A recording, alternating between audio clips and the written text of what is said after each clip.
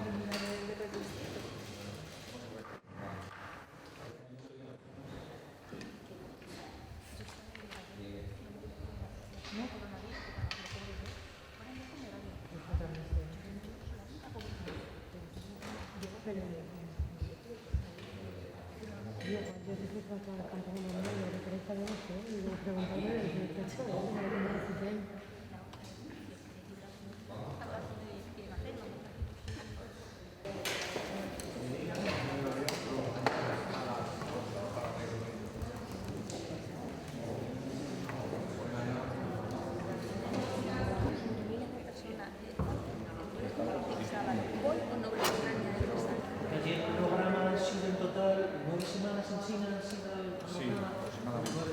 Estas son 2 semanas muy importantes para ver la transmisión.